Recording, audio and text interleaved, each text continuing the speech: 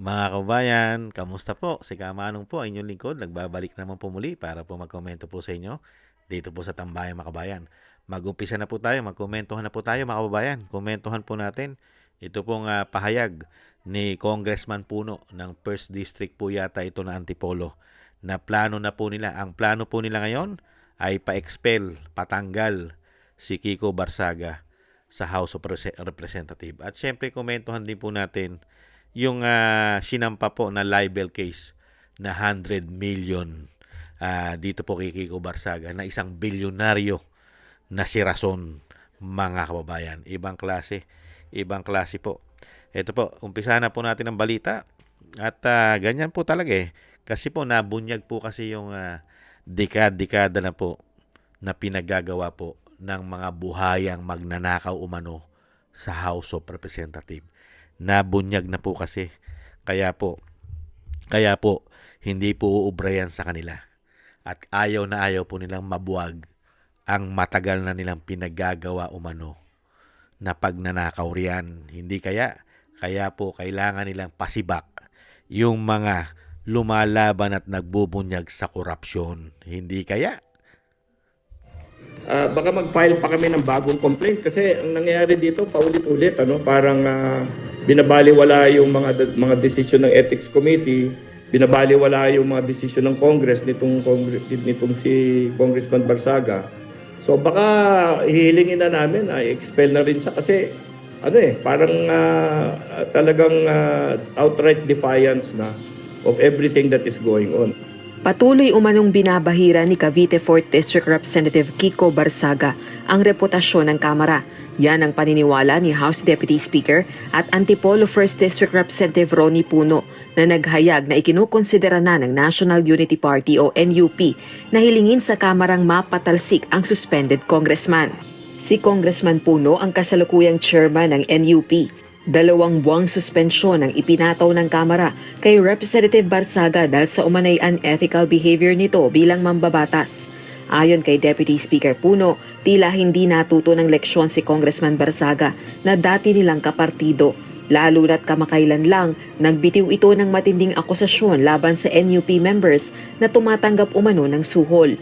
Tsaka bad faith na siya kasi susunod tapos hindi comes up nag-iimbento ng kung ano-ano. Hindi talaga ito behavior ng tunay na mambabatas eh. Parang naging laro-laro na lang. So I think it demeans the House to have somebody like him there. So baka naman the House will consider expelling him na lang para wala nang ganyan na problema. Dagdag pa nito, itutuloy nila ang pagsasampa ng kaso laban kay Congressman Barsaga. Kasunod ito ng cyber libel complaint na inihain ng negosyanteng si Enrique Rason laban sa bagitong kongresista.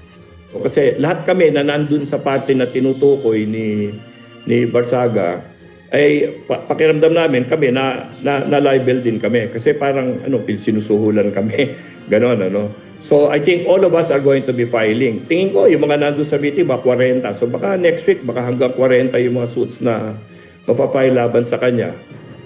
Sa kanya namang pahayag, binigyang diin ni Congressman Barsaga na hindi ang kanyang ugali ang problema ng Kamara. Sabay giit na wala umano siyang ninakaw na anuman sa mga Pilipino. Samantala, wala pang pahayag ang House Ethics Committee kaugnay ng issue.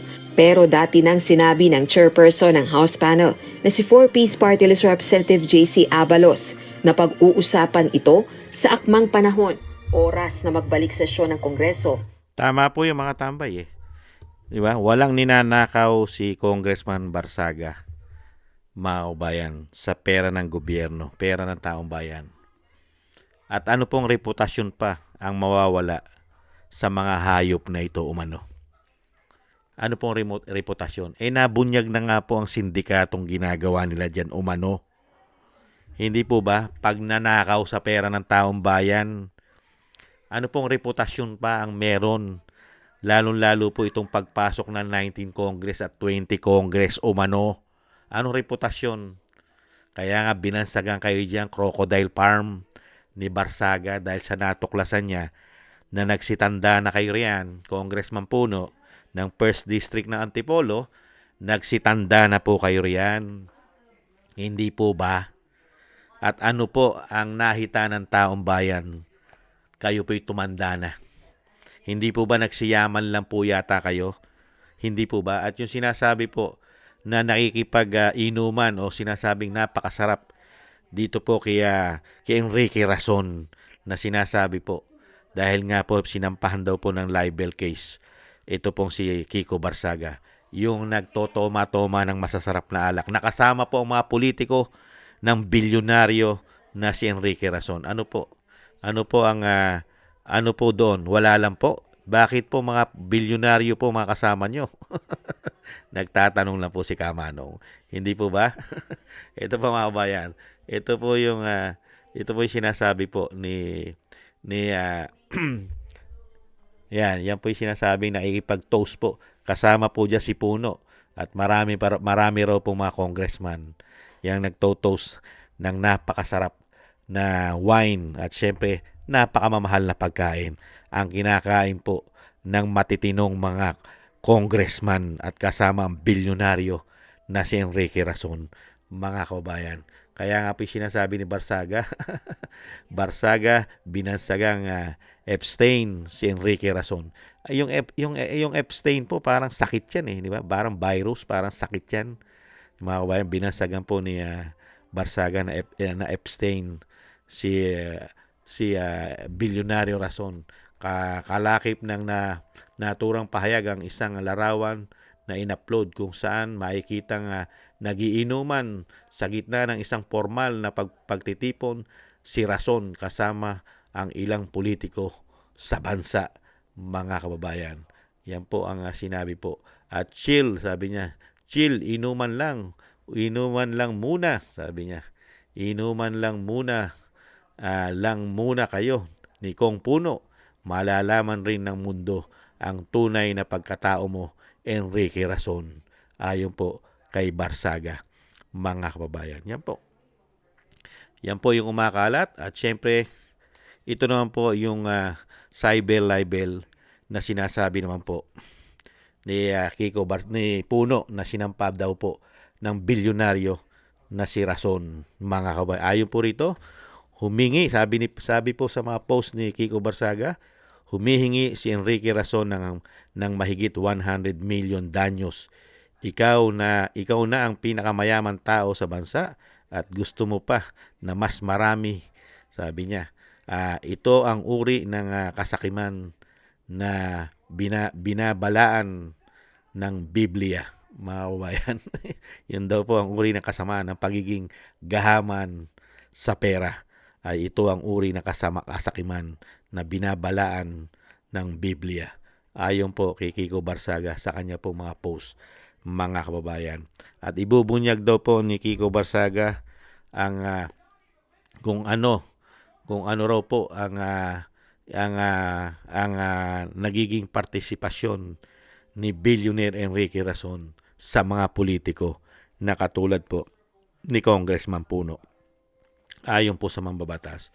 Ito naman po yung sinasabi naman po ni Barsaga. Marami po siyang pinopost, mga kabayan. Ngayon po, tatanggalin na raw po siya. Expel na siya.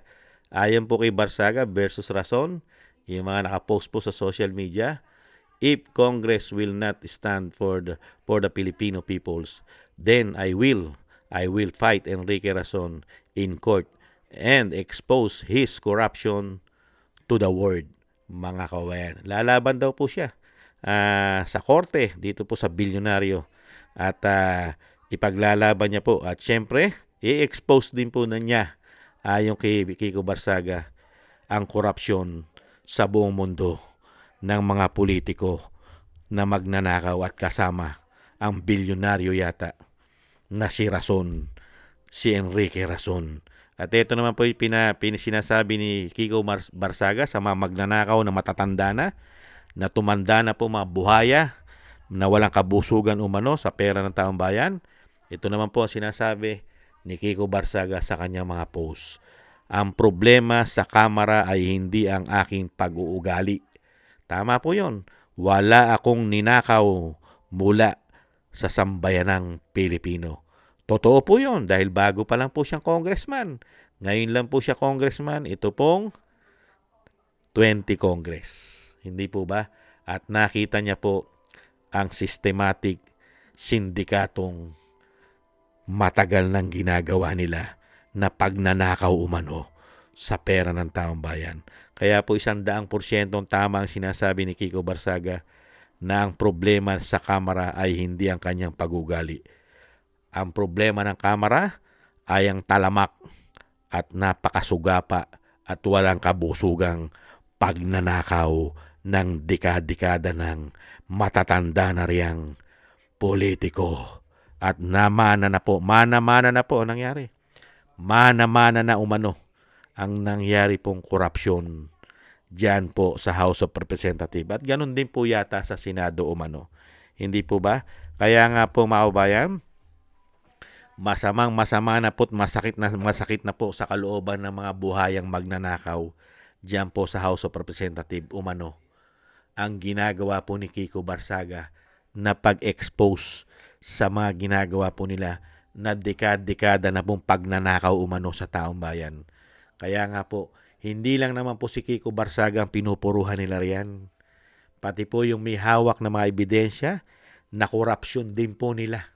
Yung Cabral Files. Di ba? Pinupuruhan din po nila dyan. Sino po?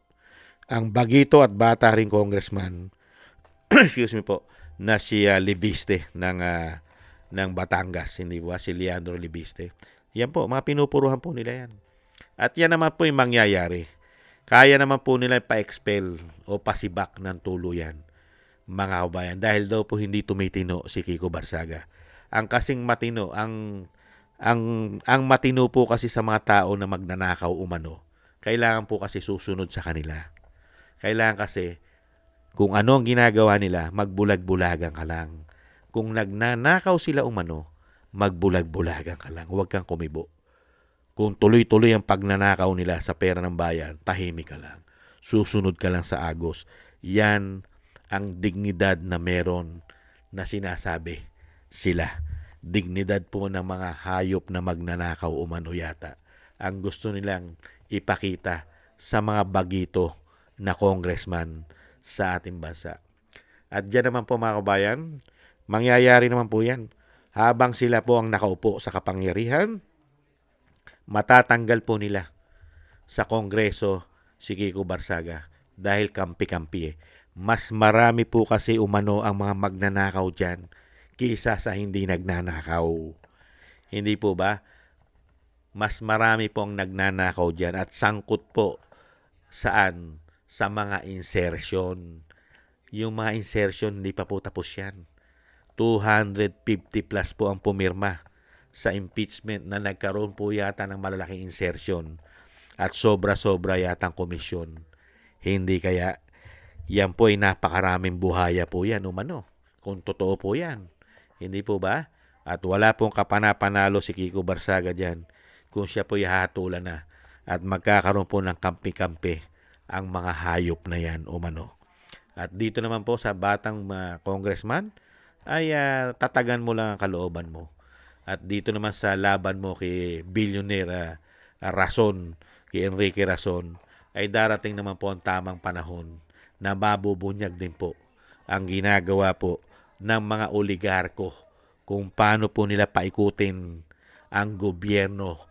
Sumasawsaw yata sila umano sa gobyerno dahil sa mga pangsariling interes yata nila umano, mga kababayan. At darating naman ang panahon, Kiko Barsaga, na yung mga ipinaglalaban mo na tama at mga korupsyon na binubunyag mo ay gagantipalaan ka naman sa bandang huli.